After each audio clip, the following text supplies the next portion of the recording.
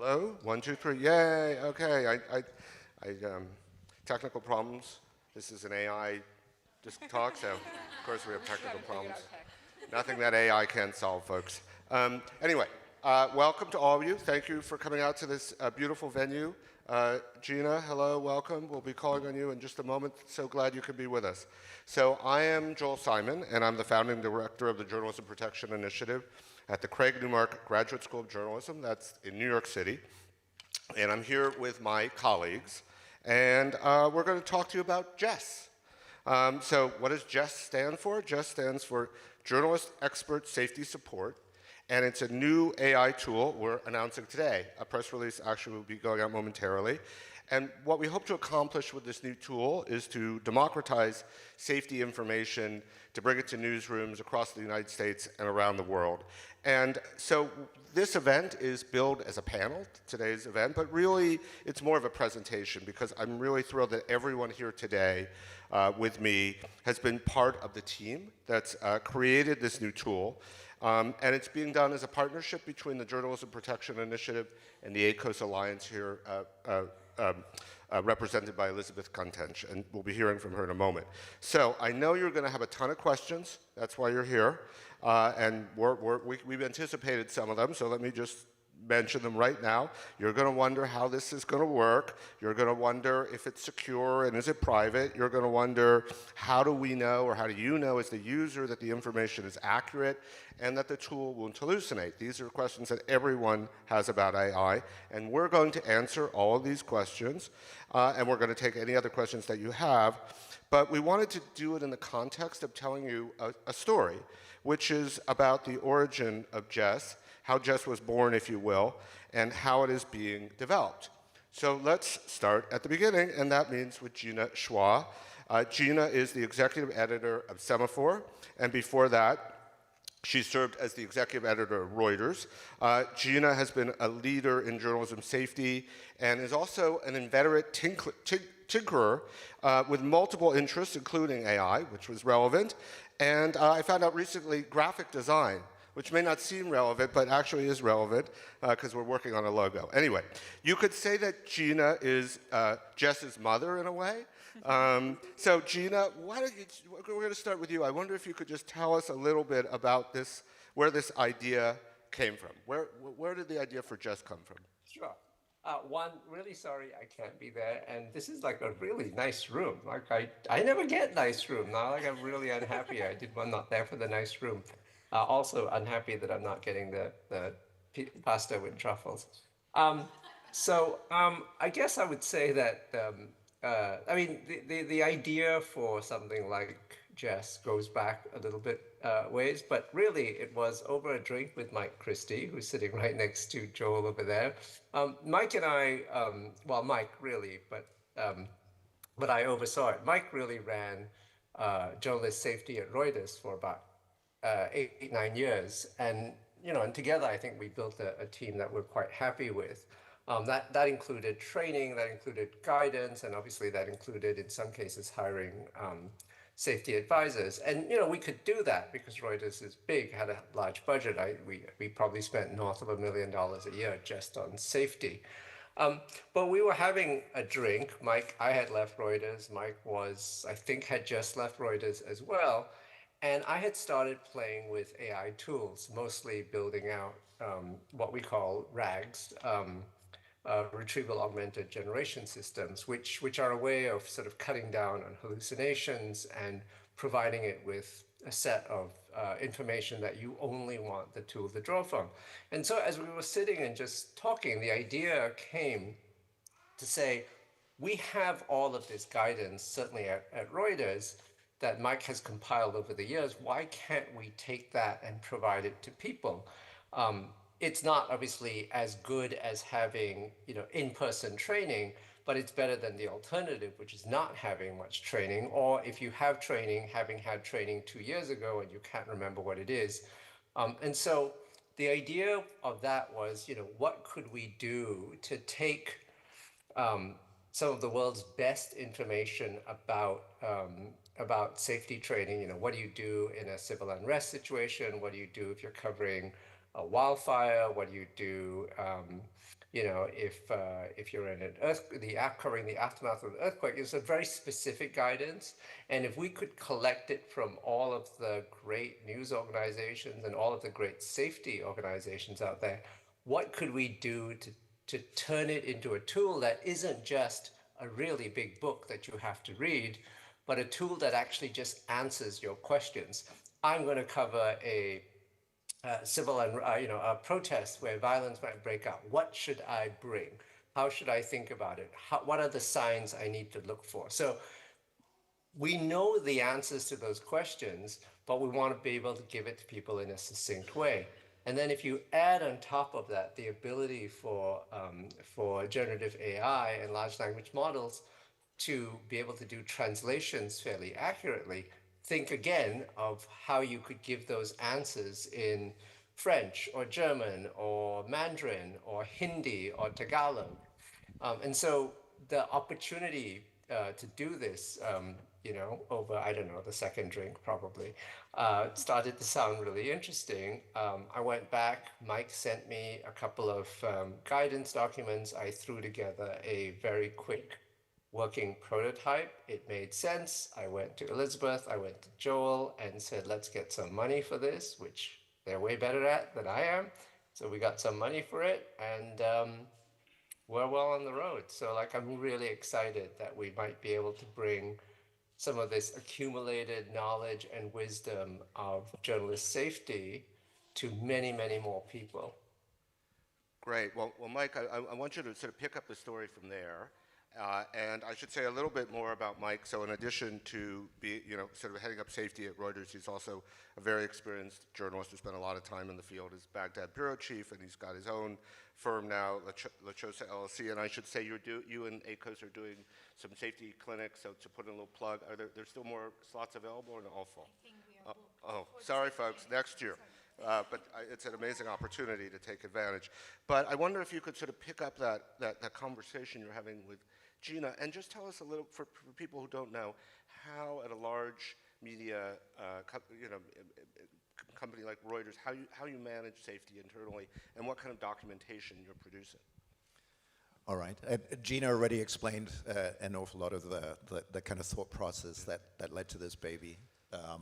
But you can imagine in a very large organization where you have 2,000 journalists in a place like Reuters.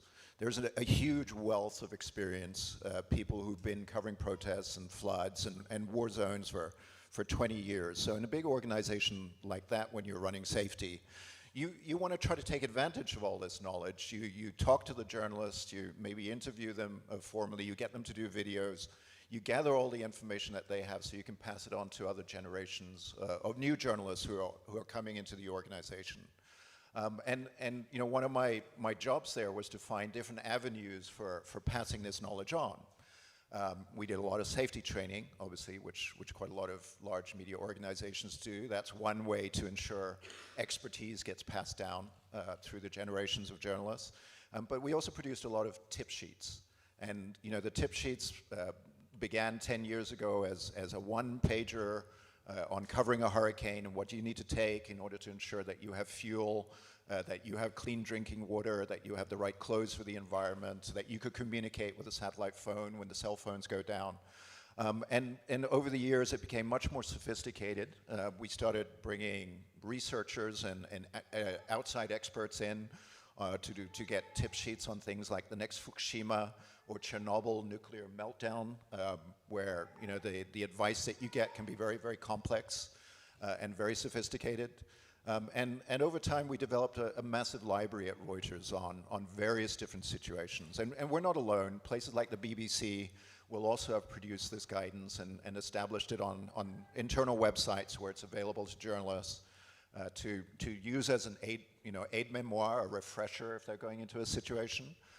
Or as basic guidance if it's the first time they're covering something. I mean, in the BBC, I was kind of titillated that their guidance went as far to teach you how to work with bees if you're filming bees in hives, things like that. We never quite took it to those extreme at Reuters, and maybe Jess will. I'm not sure. Well, yeah, why not? Why not? Why not? We can let AI do the work. So the next person brought on was Elisabet Cantenys and ACOS. And Elisabet, as I mentioned, leads the ACOS Alliance. That stands for A Culture of Safety. And it's really a unique global coalition. There's 150 plus news organizations, press freedom organizations, NGOs involved. Everyone's working together to champion safety and best journalism practices. So these guys came to you, Gina and Mike, and tell us why this was an idea that appealed to ACOS. So when Gina reached out to us, we had this moment where, you know, when your stars are aligned, we had literally last year started our year thinking about what can AI do for us in terms of safety? How can AI help us, help journalists to have access to information, to improve their safety? And we went around to partners, and actually OSF introduced us to Claudia Baez in Cuestión Pública. She's an editor there. And Cuestión Pública had been kind of like developing some AI tools. And in that conversation, we had an eureka moment. We realized that actually we could be using AI to help journalists to have access, to ease access into these so many guides and amazing manuals that the NGO world has produced. And kind of like we walked out from that conversation like, gosh, wouldn't it be amazing to do these, right? And literally 2 days later, Gina and Mike were emailing like, hey, we've got this idea, we're cooking these, do you want to be part of it?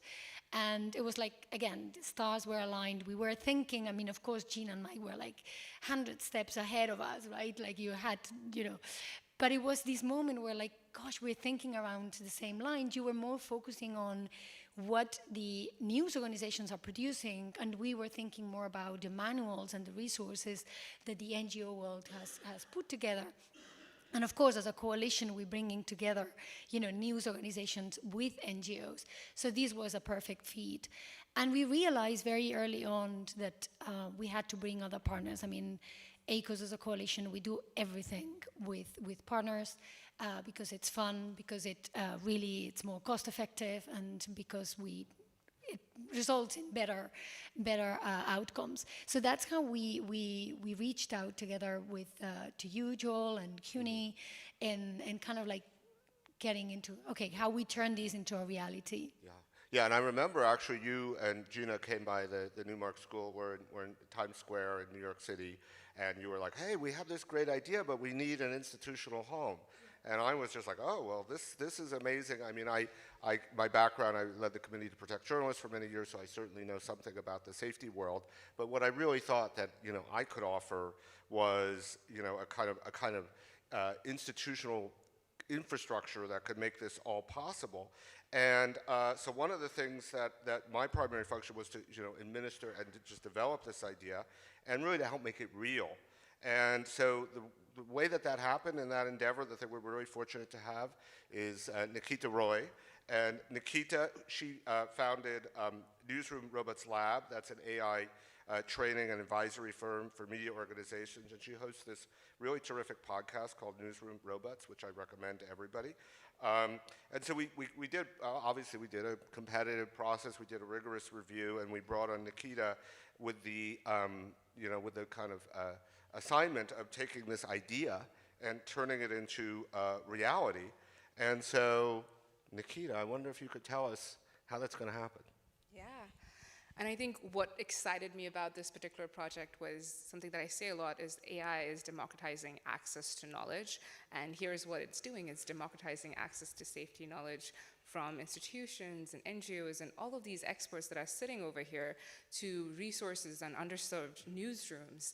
And that's what we are doing here at Newsroom Robots Lab, helping newsrooms, training them and getting them equipped with AI and then implementing AI products. And we were very excited to be a part of this.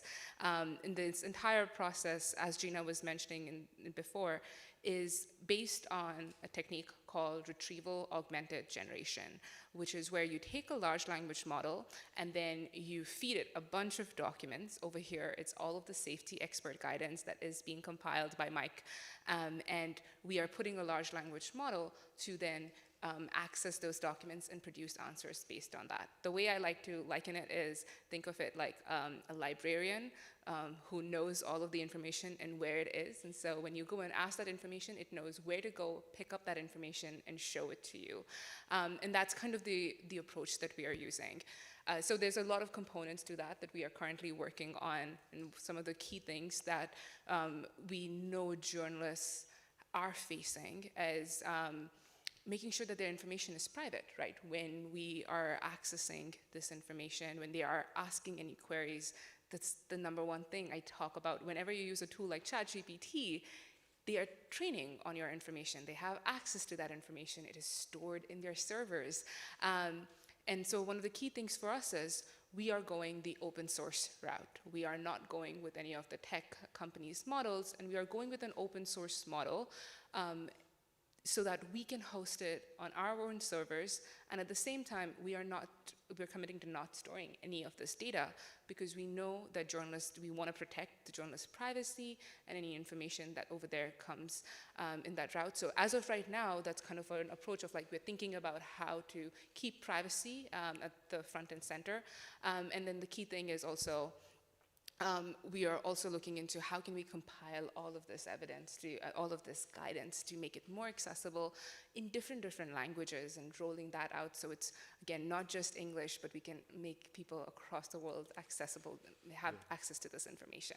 Yeah, well, let's get to the kind of the raw in a moment, but I just want to kind of dig down a little bit more in the technical parts of this. So when you have a RAG and you are basically telling the AI tool to only access this vetted information, how does that ensure greater accuracy, reduce the possibility of hallucination? Tell us a little bit from a technical perspective, but in plain English, how that works. Yeah. So the way a model is usually trained, it is trained on all of the information that's out there in the internet. But that's just like one particular file. And then when you give it a bunch of documents, it then uses its language capabilities, really, to read all of the knowledge that we have given it and then summarize that information for you. Hallucinations are still an issue, as if you have put anything in ChatGPT, put in a PDF document, it can still hallucinate information. And so a huge part of what we're working on, the technical development of this, is trying to reduce that hallucination. And a method for doing that, that we are going to be looking at exploring and implementing, is having, once one LLM produces that information, you check it with another large language model to make sure that, is that information correct? Does it match what that source document is saying in this particular context? And it's sort of that pass-fail system, and if it's not, it goes back and regenerates stuff. When you create that sort of loop where one large language model is checking the work of another large language model, that tends to highly increase the accuracy of the output. Just think of it as like one person checking the work of another person. That's exactly what the LLMs are doing.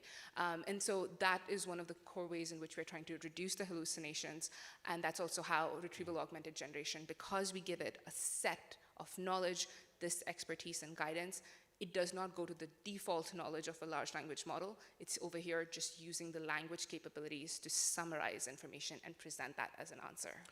So, Joe, yes. could I chip in just for a second? So Yeah. I'll give my potted quick explanation of how large language models work and why RAG is. So the key word here is large language models, not large fact models. They are very good at handling language. They, for the moment, suck at facts. And so the way to think about a large language model is like, he's a very eager, or she is a very eager English major. I call him Dylan. He wears a beret and he has a cigarette holder. He slept through every class except English and French, German, and everything else. And so when you ask him a question like, when did George Washington die? He doesn't know. He just makes it up because he's an idiot and he wants to be helpful. But if you give him a book about the US founding fathers and tell him to read the book and tell you the answer, he's good at that, right? He can tell you because that's what a RAG is. If you ask him when Benjamin Franklin died, he can tell you. If you ask him how many years apart they died, he can't because he slept through math class. But the point is, if you think of a large language model as someone who reads not someone who knows anything, and you give that person information, books to read, which is what a RAG is, that's how you tie down the information. The problem with a lot of the use cases that we've seen is that people have been using it as if Dylan was a smart person. Dylan is not a smart person. Dylan is a hardworking person who knows nothing about the world but does know how to read. Well, hopefully Jess will be a better student than Dylan. But I want to ask. I want to describe a little bit of the rollout, and then I want to just dig in a little bit more to what might be called the use cases. So the idea is that we're going to be developing this over the next couple months. We hope to have a prototype, by the end of the summer, begin testing. We're definitely going to roll it out in U.S. newsrooms, just because we want to have a uniform kind of group of users using it, and then the idea is to roll it out eventually internationally in different languages. That is the plan. But I think it's important, and I think this is for you, Nikita, to sort of describe what kind of information is available and what kinds of queries we anticipate from users. Will this information, is it static? Is it, is it limited to the information that we input? So tell us a little bit about how it'll work or how the experience will be for the user. Yeah. So the way it is all based and designed on the safety guidance right now that we're inputting, that Mike is compiling together. And imagine if you are going off to cover something in Florida and it's hurricane season, and you quickly need to be prepared and think of a plan of what you need to be preparing for, you're able to go to Jess and ask questions over there. And based on all of the guidance that we have, Jess is able to present that information for you. You're going to be covering a protest and thinking of a safety plan over there of what you should be having, how you should be prepared. Those are, again, some of those use cases in which Jess is helping you out. So again, as Gina was saying, it's read all of this information, and so it can contextualize based on the particular scenario that you have. You're going to be reporting on somebody high profile. You need to make sure your digital security plan is up to date. All of those kinds of things. What are the steps that you need to be taking? You need trusted advice for that, and that's where we are democratizing that safety knowledge, so you have access to this and you can go to Jess and ask for this information, contextualize it for your specific scenario, what you're reporting on, and then having a plan in place. Great. So we're going to go to questions soon, but I want to turn to Elisabet now. So from ACOS's perspective, how would this tool potentially transform the safety environment for newsrooms and journalists around the world, especially those who don't have access to people like Mike but need this information? Right. So basically, in an ideal world, we would be able to clone Mike. Yeah. Sorry, Mike. That would be our dream, right? So every journalist would have, or every editor, every newsroom out there would have a Mike, right? But it's not possible. We haven't been able to do that yet. We're we may try. We're working on it. This is the first step in that process. This is the first step. So the idea is that it would be really expensive to have Mike, of course, and he wouldn't sleep, and of course, it would be really, really busy.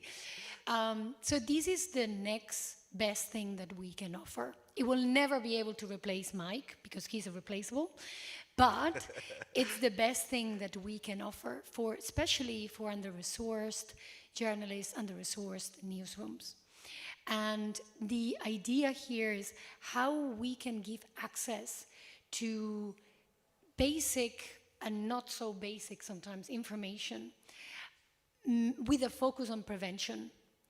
So how we can, these under-resourced journalists that have no access to Mike, that will never be able to afford having a safety team, a safety consultant, they still can have access to information that can help them to prepare for worst case scenario.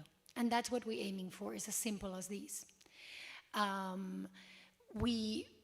One of the things that has come up and comes up again and again is what happens, and our concern of what happens of a journalist, kind of like, or even an editor, reaching out to Jess in the middle of a hurricane, in the middle of a rally or a protest. Sorry, that's too late.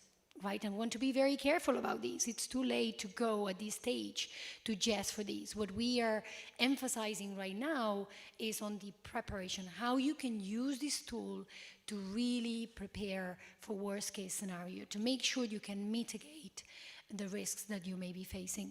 Of course, this is, I also want to say, this is the beginning, right? So we don't know how far we can go with AI yet, and maybe we're starting with something that we feel it's a major concern and can have a major impact, especially for under-resourced newsrooms and journalists. But we need to also be ambitious and open to what AI can, the possibilities that AI can bring us, and maybe 2 years down the line, I don't know, I don't want to put a time frame here, but maybe in a near future, we might be in a position where we can go even beyond what we are now envisioning and working around. Well, I mean, one thing that Mike, since you're in the safety area, you know, journalist organizations are competitive, but not when it comes to safety, certainly in the best case. So tell us a little bit about how the community of journalists, safety advisors, and professional people who work in safety in news organizations, and the organizations that support safety, not just ACOS, but of course, you know, there's a whole network, including the Committee to Protect Journalists and many others. So tell us about, you know, your conversations with them and how you can take some of the knowledge that's been collected across this, you know, community and bring it into this new format. You know, if you go back 10 years, it was extremely competitive. You know, I couldn't even get safety experts working with Reuters at that time to share information with other news organizations. They would probably pass on misinformation rather than share, you know, accurate information. But there's been a huge effort in the industry through organizations like ACOS, but also INSEE, the International News Safety Institute, to foster a spirit of collaboration, and it's been really effective. I was with INSEE as well on the board and attended a lot of the safety sessions that they hold during emergency situations like the Russian invasion of Ukraine. And the safety managers these days are really giving operational intelligence to each other on a real-time basis. It's a really good atmosphere at the moment. So the idea is, we'll start off with generic kind of information on safety situations. Based on my 10 years of working with Reuters, the information that I gathered there and researched, we'll then build that library up with information from other news organizations that hopefully will contribute. We'll be reaching out to them through ACOS and INSEE, and also directly. We'll be reaching out to the NGOs, CPJ, and other organizations like that also have the libraries of this information, and we'll be trying to consolidate that into this library that Jess will be feeding off. And eventually, just to mention here as well, we start off generic, but safety is always local. That it has to kind of be specific to the context that you're operating in. So we hope to build this up over time. It won't be immediate, but we hope to build this up with really location-specific content that journalists can access as well. Great. Gina, I want to ask you one last question before we turn this open it up for any other questions for the audience, which is, thinking back to your original vision of this concept, what do you hope for, and how will you know if it's successful? Oh God. Look, I mean, we're very close to my original vision of success already. Just getting this thing out and getting it to people, I think, is a huge step. I think just the fact that we can give information contextually, even for an organization like Reuters, which trains, Mike knows the number, trains like 800-900 people a year. You do your training. I've done the training. Mike's, created the syllabus. You do the training, and 3 weeks later, you've forgotten half of it, right? Because that's natural. It's not that the training is bad. It's like we don't remember stuff. And what you want to be able to do is you want to be able to say, I'm about to go on this assignment. I need to know stuff about this assignment. And I think that's the first thing. It's just being able to give you a refresher contextually. So I'm not having to read the whole manual and looking up like, where does it say flooding and so on. The other thing it does, which I think is huge, and this is where it does clone Mike, is, in my prototype, I built two things where I asked the question, what should I think about if I'm covering the aftermath of an earthquake? That's one document. That has a chance of flooding, second document. and it could marry the two and give me advice, which is incredibly helpful. And again, if I was just looking at a manual, I couldn't do that. So that, I think, is already, we can get to that point, and we are, whatever, 10 minutes away from getting to that point. That is a huge success. And then I think after that, the idea, and I know this from going to Elisabet's conferences regularly, of the people around the world who do not have English as a first language, and the people that come to the conference already have English, but there's so many that don't have English at all. The ability to take all of this great material that has been built by some of the best news organizations and NGOs in the world, and turn it into any language over time, that is an astounding amount of democratization. Never mind getting to all the other things that Mike and Nikita and Elisabet have talked about, in terms of, location specific, more information. So just getting what is out there now into, 10, 15, 20 languages will change the world of safety and security. I'm incredibly happy and ambitious for this project and what it can really do to keep people safe everywhere. Amazing. Well, let's hope that we're able to achieve that vision. And I should say that this work is funded by the Patrick J. McGovern Foundation, which has been a leader in supporting AI initiatives, and we're really grateful to have their support. And Gina, I hope you won't be insulted, but we're going to put up a little QR code on the screen if we can make that possible at some point. So you're going to disappear, and there'll be a QR code for people who want to get more information. We'll be putting out a press release, or it may already be out. So we'd love to get your questions. I'm sure there are a few. So if anyone has any questions, we're at your disposal. I see one right here. I see one back there from Harlow. So you in the white shirt in the front first. And if there's a microphone, that's great. And if not, you can yell. We'll hear you. Here, she's coming with a mic. Just give her 1 second.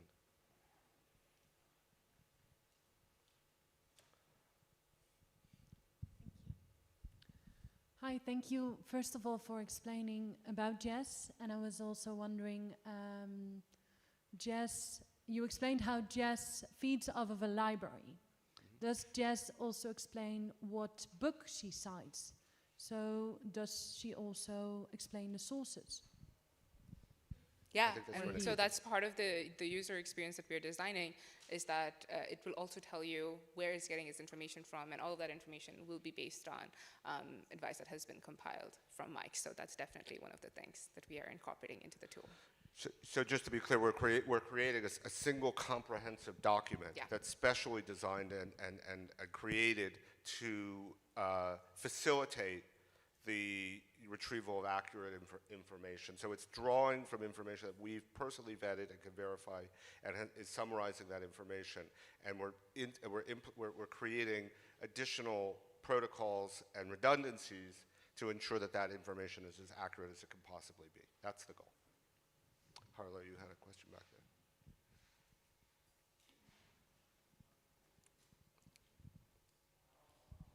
I feel like a ringer because I know you all very well and love your work so much, and really excited for this project. And hi, Gina. So I actually have a question about the longevity of the project in terms of how people can access it. So for instance, I mean, there's two ways to go about it.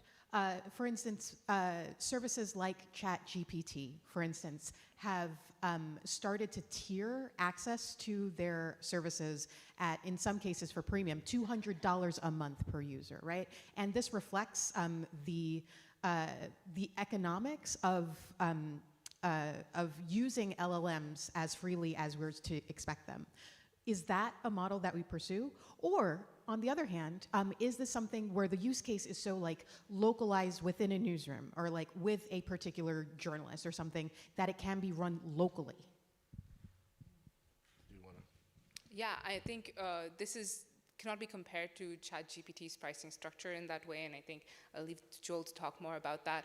But the way in which this is working is at a much smaller scale. We are using fundamentally also another route. We are using open source models, and so we mainly pay for hosting a model within our servers, and it's at a much reduced cost than what ChatGPT does. So economically, in different ways, it functions in a completely different way than what ChatGPT does. ChatGPT's $200 pro mode is because of the extensive amount of features that ChatGPT is offering, and this is in a completely different direction because we have a set of documents and we are going the open source route for it.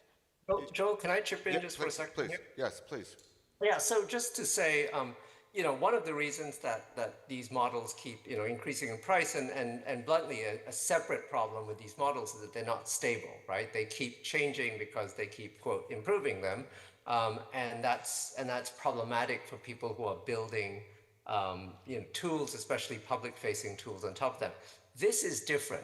All we really need from an LLM is its ability to read. We just need Dylan's ability to read for Jess to work. And the models are already good enough. So when Nikita says we have an open source model, we, as far as I can see, never need to upgrade that model. I mean, sure, if they get better, we can integrate that. But as a practical matter, what it does now is good enough, and is good enough for a long time. Dylan can be a better student of English literature, but Dylan's pretty good at that already, and we're fine with that.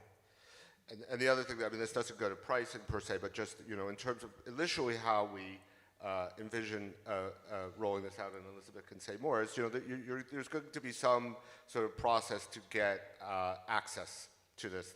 So there'll be some review and some training before people get access. We haven't quite sorted that out yet, but that's the vision, so that we're making this accessible to the community of journalists and news organizations that will benefit most directly. I don't know if you want to add to that. Yeah, so the idea is that we will focus on these early stages on reaching out to newsrooms, to editors, that they are commissioning journalists, and that we can make sure that these editors have the basic language and understanding of safety. Because, of course, this is a tool that complements everything else, yes, right? Yeah. And we need to be very clear about this. It's not a substitute of. It's another tool that you put on your back. So we need to make sure that those that have access, especially in these very initial stages of this new product, is that the individual news organizations that are going to be using this tool, they understand that they have other tools in the back, and they have an understanding of how to use it in a way that will be really effective. So in these, in the testing, and then we will be piloting before we can kind of feel comfortable, we're going to roll it out. And in the onboarding, we also need to make sure that that these editors and later on journalists, because of course we want to reach out to as many as possible, especially those that are most under-resourced and vulnerable positions, that they need these the most. But in those early stages, that we make sure that this onboarding is making sure that these individuals understand what Jess is doing for them and how to use it in a way that will really have a positive impact. So that's what we're working on. Great. Do we have any additional questions? I think there's one here. Hi, Doreen Weissenhaus, Northwestern University in Chicago. So my question for you is, what role can universities and journalism schools have? Our journalism students are extremely active. They travel the world. They do a lot of reporting in the US. They would have a need for it. Are they available as beta users? What role can universities have? Well, thank you. Offer accepted. We're sorting that out now. I have access, obviously, to an incredible roster of students at the Newmark School. We're going to find a way to put them to work. But yeah, we haven't sorted out exactly what the process is for beta testing. We have lots of wonderful offers, but we'll be in touch, right? You can sign up for Jess. Sign up. Sign up for a beta, and okay. And also just an open call to everyone over here. If you are somebody who is working in the space, you have your own pain points. I want to hear from you. We are building this product for you, and what you would like to see, and what are the concerns you have, the pain points that you hope Jess would be helping you solve. Would love to talk to you, so please come and find me, and would love to have that conversation. Other questions? I think there's one here. Yeah. Hi, thank you. Having worked for a long time with Mike and Reuters on the safety and security of his teams, we're just wondering if there's going to be a mental health component to this and soft skills as well as the kind of highly practical things you've been talking about. You know, in the guidance, the intention, I think the industry is, as a whole, we've learned that you have to look at risk really holistically, that you can't just look at physical risk or information security risk or emotional challenges. You've got to think about all of them. So the way we're configuring the guidance in the library is to make sure that all those points are touched on. Now, I don't think we're necessarily going to configure the tool to say, go there to get counseling or anything like that. But certainly in the approach to risk, the emotional challenges will be given equal priority to physical, information security, and legal risks. Thanks. Additional any other questions? Yes, there's one in there. Thank you. Hi. Thank you so much for this presentation. I was listening to it as I was coming here. It was great. My name is Laura. I work at IREX. We are an organization that supports media. My question is, what are you learning? I think Gina mentioned a little bit about this earlier. What are you learning about the prompts? Like, how do people need to ask in order to access the tool most effectively? Beyond maybe making it contextual or making a plan. That is a tool to make a plan, not to be in a situation like at the moment of emergency. Thank you. I think Gina, you may want to answer. And Nikita, I imagine something more to add. I'll pitch in really, really quickly. I mean, the prompt is, so the prompt within the machine, that's Nikita's job to make it work. The honest truth is you got to be able to figure out what questions you want to ask. And that is as much a function of training, which speaks to Elisabeth's point about needing to know how to use this. So, asking the right question is the really important thing. And that's not something that the model can do by itself. It can obviously help. And I think we can think about, if you ask a broad question, I'm going to cover a protest without sort of a really direct question, maybe we can find a way to say, these are 5 things you should think about. Would you like to know more about them? But frankly, a lot of the prep on this ought to be, what should I bring? What should I look out for? What is a safe place to do? And those are sort of the questions that you would ask of Mike if you had Mike in front of you. And I think there's a continuum between users being able to ask the smart questions about things that they're very specific information about, and the tool being able to suggest to you, have you thought about the equipment you need to bring? Have you thought about where you should be placing yourself during things?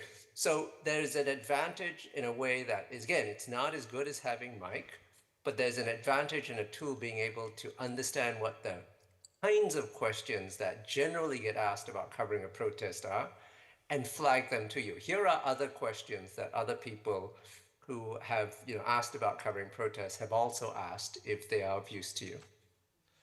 And Nikita, maybe you have something to add, because I know in developing the materials that we'll use to be train the model, you're trying to make sure that they are presented in a way that will ensure the most accurate responses to the specific prompt. So maybe you could tell us a little bit more about how you think about that. Yeah, and I think that we are early in the development stage, and so the way in which we're thinking prompting is something that is very iterative. Anything AI, any AI application that you're developing, it's something that we have to constantly just improve upon. And so we are early on in that process. And the way it's working, again, is it's taking those documents that have been compiled by us based on all of this industry knowledge, and the LLM is going to be generating that response. But as Dylan was saying, Dylan also has his colleague, Amy, who's also going to be checking his work to make sure It's correct, and that's what another LLM is going to be doing. And so Dylan and Amy are together going to help Jess present that information to you. And when you have another person, or here, another LLM, looking and checking that work, that reduces hallucinations and highly increases accuracy. And we have seen this in production, that people are using it, and that's one of the main techniques that would be implemented here. Great. We have time for maybe one or two more questions. Are there any? Any additional questions? All right. I'm going to say a few last words then, if you'll indulge me, which is that when you go to when you go to any journalism event that involves AI, there's always, there's two sides to this. There's the good and the bad, and they always, you might be excited about this new capability, but it also, maybe makes you a little apprehensive because there's some risk associated with it, or some job, might be undermined. This is a scenario, and we've gone through this whole discussion where I think the benefits are, of course we have to pull this off, but if we're able to do that, I think there are tremendous benefits and very few downsides. So I'm tremendously excited to be involved in this project. In my years at CPJ, all of us have seen a lot of things go wrong. All of us want to make sure that doesn't happen. All of us care passionately about journalists and journalism and the work that people in this room and others who are not here do. And I'm really, really excited to be part of a project that could, help journalists be safer, maybe even save lives, and that can bring this information, which people like Mike and Gina and Elisabet have worked so hard for so many years to bring to our community, and to increase the efficiency and reach that tremendously of a magnitude that would have been impossible to comprehend just a few years ago.